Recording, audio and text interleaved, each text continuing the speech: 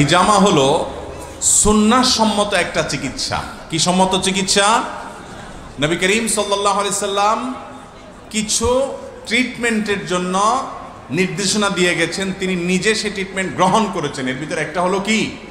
হিজামা। আজকাল সেটা cupping therapy এবং হিজামা বিভিন্নভাবে আলহামদুলিল্লাহ করা হয়ে থাকে। শরীরের মধ্যে বিষাক্ত বিভিন্ন রক্ত, দূষিত বিভিন্ন রক্ত, এগুলো বিভিন্ন উপায়ে বের করে আনা হয়। এর মাধ্যমে আল্লাহ রাব্বুল আলামিন অনেক রোগ থেকে মানুষকে মুক্তি নসিব করেন। কিছু কিছু রোগ আছে যে রোগগুলো থেকে মুক্তির কোনো পথ খুঁজে পাওয়া যায় না। বিশেষ করে অনেকে ব্ল্যাক ম্যাজিকের শিকার হয়, জাদুর শিকার হয়, অনেকে প্রচণ্ড ব্যথার রোগে আক্রান্ত থাকেন এবং দেখা যায় কোনো ট্রিটমেন্ট করে তেমন কিছু হয় না।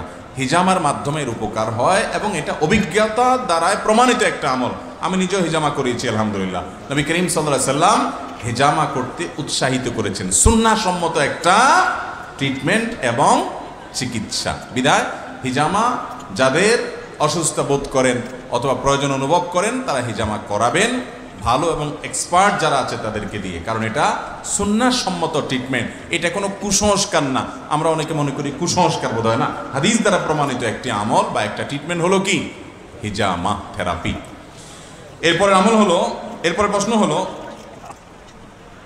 আমরা একটা কোম্পানিতে চাকরি করি, আমাদের ডিউটির সময় 12 ঘন্টা এবং সে অনুযায়ী আমাদের টার্গেট দেওয়া হয়। এই সময়ের মাঝে আমরা টার্গেট পূরণ করে থাকি। টার্গেট শেষ করার পর যদি ফোনে অথবা নিজের কাজে বিশ্রাম নেই তাহলে আমাদের ইনকাম হালাল হবে কি না? ভাইরা, কোম্পানি যদি টার্গেট ঠিক করে দেয়, অনেক কোম্পানি আছে ওয়ার্কার ভাইদেরকে বোনদেরকে টার্গেট দিয়ে দেয়, তোমার এতশো পিস প্যান্টের কাজ করতে হবে, শার্টের কাজ করতে হবে, অমুক কাজ করতে হবে, টার্গেট ঠিক করে দেয়। আপনি টার্গেট পূরণ করে ফেললে কোম্পানির আর কোনো সে থাকে না। এরপরে আপনার কি করলেন না করলেন এটা নিয়ে তাদের আপত্তি নাই। টার্গেটটাই যদি মূল হয় তাহলে আপনি টার্গেট পূরণ করেছেন, বাকি সময় আপনি ব্যক্তিগত কাজ করলেও আপনার ইনকাম হালাল হবে ইনশাআল্লাহ। আর যদি টার্গেট বেস কাজ না হয়ে ঘন্টা বেস কাজ হয়, যে তোমার ঘন্টা 8 ঘন্টা ডিউটি, 10 ঘন্টা ডিউটি, এই টাইমটা তোমার আমি যেভাবে বলবো সেভাবে কাজ করবা, কাজ কতটুকু হলো না হলো, আউটপুট কি হলো না হলো সেটা তোমার দেখা দরকার, তুমি কাজ করবা। তাহলে পুরো টাইমটাতে আপনি ব্যক্তিগত কোনো কাজ করবেন না। ওই টাইমটা তাকে দিয়ে দিয়েছেন, বিনিময়ে স্যালারি নিয়েছেন। ব্যক্তিগত কাজ করবেন, মোবাইল টিপাটিপি করবেন, বইয়ের সাথে আলাপ সালাপ করবেন, মেসেঞ্জারে আদান প্রদান করবেন মেসেজ। ওই টাইমটাতে যে কাজ করেন নাই আপনি অথচ টাইমের বেতন নিয়েছেন, সেটা কিন্তু হালাল হবে। আমরা অনেক ভাই আছি চাকরি করি কোম্পানিতে, বিশেষ করে সরকারি চাকরি যারা করেন, বিভিন্ন কোম্পানিতে ঘন্টা বেজ যে ডিউটি আছে সেখানে যারা কাজ করেন, বেশিরভাগ লোকই তো সেভাবে চাকরি করেন।